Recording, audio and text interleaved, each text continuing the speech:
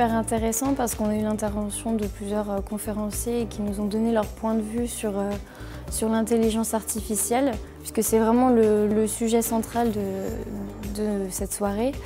Et après ces conférences, donc on a eu des ateliers. Chaque groupe avait une question particulière à laquelle il devait répondre.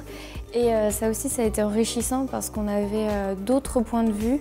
Par exemple, dans mon groupe, on avait le point de vue d'un ancien directeur d'une clinique. Et on a pu échanger avec avec les camarades, on a pu discuter et connaître leurs opinions. Et ensuite, on s'est tous réunis pour débattre et discuter finalement de toutes ces questions avec tous les professionnels réunis. On tend de plus en plus à mettre en œuvre l'intelligence artificielle dans les politiques publiques, dans les services publics. Donc là, on a l'exemple des hôpitaux, mais probablement que dans les services de poste ou autres, on aura aussi l'intelligence artificielle.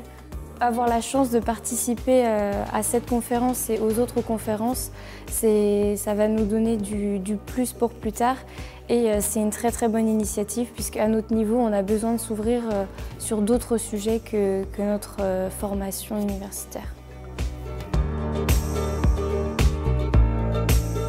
L'activité médicale implique une certaine éthique et un accompagnement des malades et il est difficile de dissocier l'un de l'autre. Donc l'éthique et l'innovation sont extrêmement importantes. Et il m'apparaît très important d'avoir aussi une formation d'éthique et d'innovation parce que ces questions sont assez vastes, qu'elles impliquent des questions d'arrêt et de silence, elles impliquent des questions d'intimité, de confiance, et il est difficile de travailler tout seul, et en particulier dans la période des âges de formation sur ces questions-là. Je pense que c'est important de créer une chaire d'éthique et d'innovation parce que justement l'université doit répondre à cette question-là. Elle doit répondre, à mon avis, à une double contrainte qui est à la fois de porter ce questionnement-là et de ne pas l'enfermer. Et il y a une participation universitaire et une participation pratique. Si on reste qu'à la participation pratique, on risque de ne pas tenir compte de tous les enjeux. Si on reste à la participation universitaire, on risque d'être théorique. Donc je pense que c'est très bien qu'il y ait des endroits universitaires qui forment et qu'il y ait aussi des endroits pratiques.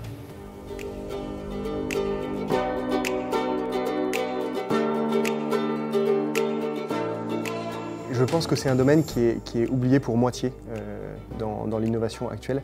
La plupart des nouvelles technologies, des nouvelles entreprises, des startups qui se lancent dans ce domaine-là ne se posent pas de questions éthiques.